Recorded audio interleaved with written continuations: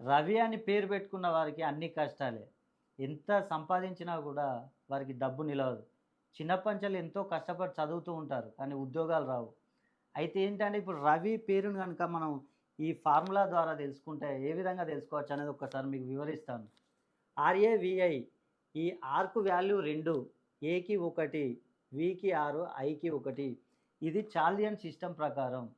ఈ 9 గదులలో ఏ నంబర్‌లు మనకు ఫిల్ అవుతున్నాయనేది గనుక చూసుకున్నట్టయితే, ఇప్పుడు 6ని చూసుకున్నట్టయితే 2, ఇక్కడ రెండవ నంబర్ ఫిల్ అయింది. ఈ రెండవ నంబర్‌ని గనుక ఇక్కడ చూసుకున్నట్టయితే సంతానం కలుగుతుంది రవికి. అదేవిధంగా ఏ అంటే 1, ఇక్కడ చూసుకున్నట్టయితే 1 అంటే వివాహాలు జరుగుతాయి. వి అంటే 6, 6 అంటే ఇక్కడ మనకు చదువు విషయంలో వీళ్ళు ముందుకెళ్తూ ఉంటారు. అదేవిధంగా ఇప్పుడు మనం గనక చూసుకున్నట్టయితే 1, 2, 6 ఈ 3 ఫిల్ అయ్యాయి. ఫిల్ గాని గనక చూసుకున్నట్టయితే మైనస్‌లు ఇవి. ఏంటి మూడో నంబర్ ఫిల్ కాలేదు. మూడో నంబర్ అంటే ఏంటి ఇక్కడ రిలేషన్‌షిప్స్.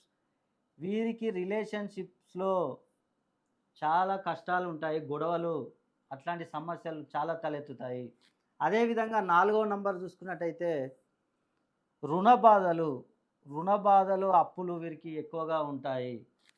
అదేవిధంగా ఐదో నంబర్‌ను గనుక చూసుకున్నట్టయితే సొంత గృహం, ఇల్లు కట్టుకోవాలని ఎన్నో కలలు కంటూ ఉంటారు. కానీ ఆ పని మొత్తం పెండింగ్‌లో పడుతూ ఉంటుంది.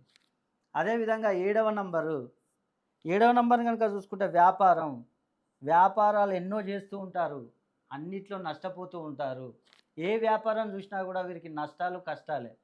అదేవిధంగా ఎనిమిదవ నంబర్‌ని చూసుకుంటే ఆరోగ్యం విషయంలో వీరికి అన్ని సమస్యలు మొదలవుతూ ఉంటాయి.